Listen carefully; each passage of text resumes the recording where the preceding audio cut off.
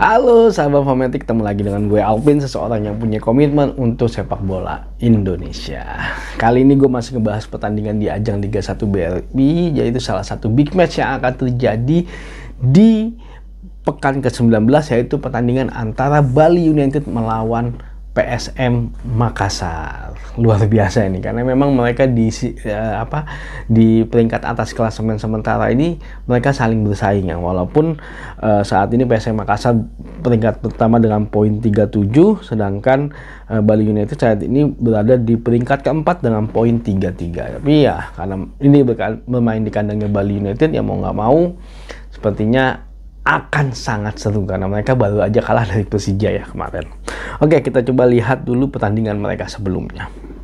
Jadi Bali United pertandingan sebelumnya mereka kalah dari Persija Jakarta di kandangnya Persija Jakarta dengan skor 3-2, dan pertandingan ini cukup dramatis walaupun sebenarnya Bali United berhasil unggul lebih dulu, bahkan sampai babak injury time, babak kedua mereka berhasil unggul. Posisi mereka masih menang, tapi akhirnya mereka kecolongan oleh Persija Jakarta, dan Persija Jakarta berhasil membalikkan keadaan di babak injury time menjadi 3-2. Kita lihat dulu secara statistik. Secara statistik dalam hal penguasaan bola, Bali United memang kalah yaitu sebanyak 41%, dan kesempatan menciptakan gol mereka juga hanya 4, dan yang ngarah ke arah gawang hanya sebanyak 3 kali. Tapi memang di pertandingan ini gue ngelihat Bali United lebih bersikap defensif, terutama ketika mereka berhasil unggul. Nah, dalam total operan yang dilakukan, Bali United hanya melakukan sebanyak 321 kali operan, di mana operan yang berhasil adalah sebanyak 252 kali operan. Serangan mereka juga hanya sebanyak 78 kali serangan, dan serangan berbahaya mereka hanya sebanyak 25 kali. Ya, jadi memang di pertandingan ini gue ngeliat sepertinya Bali United lebih bertahan, terutama ketika dia berhasil unggul 2-1 dari Persija Jakarta, dan ini memang susah sebenarnya ketika bermain di kandang lawan dan dia berhasil unggul. Akhirnya pelatih Bali United juga memutuskan untuk mengambil strategi bertahan.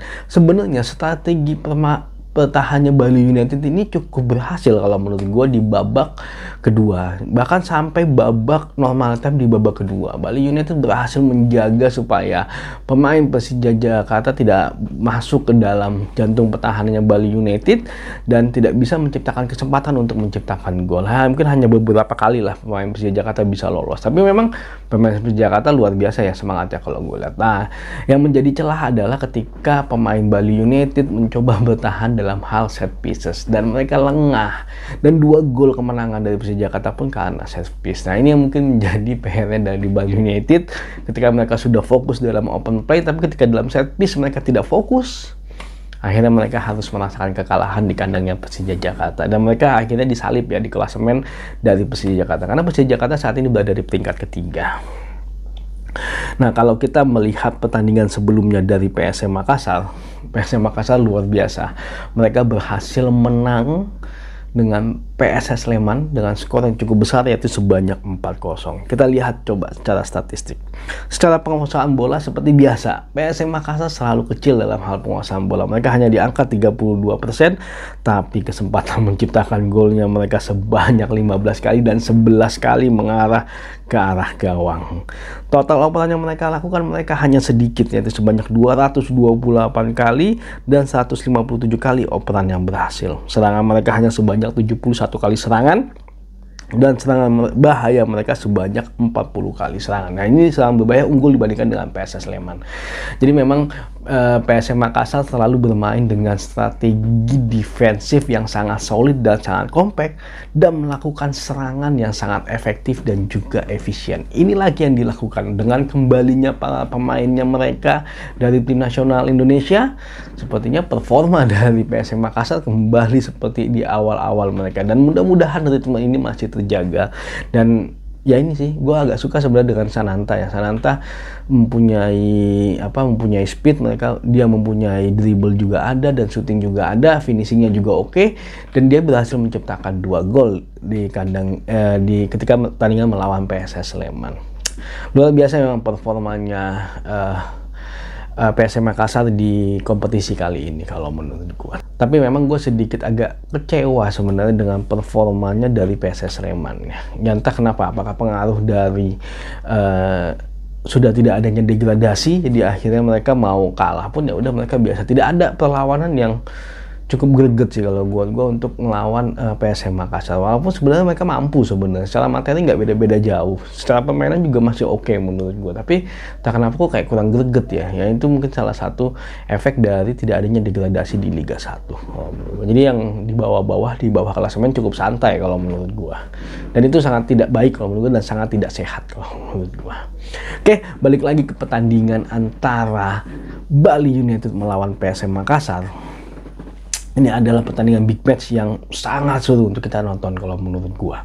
Bali United yang baru aja kalah dari Persija Jakarta dan mereka mencoba bangkit supaya mereka bisa merebut lagi posisi klasemen atas yang disalip oleh Persija posisi 3. Sedangkan PSM Makassar yang masih mencoba untuk bertahan supaya mereka tidak kejar ataupun tidak kesalip dengan tim yang lainnya di klasemen Liga 1 BRI. Nah, kalau menurut gua, sepertinya di pertandingan ini kemungkinan akan berakhir imbang. Nah, tapi kita nggak tahu, karena di pertemuan sebelumnya, walaupun bermain di kandangnya PSM Makassar berhasil menang melawan Bali United dengan 2-0. Nah, saat ini kan bermain di kandangnya Bali United. Nah, gua nggak tahu nih, seharusnya sih lini pertahanan PSM Makassar sebenarnya masih solid.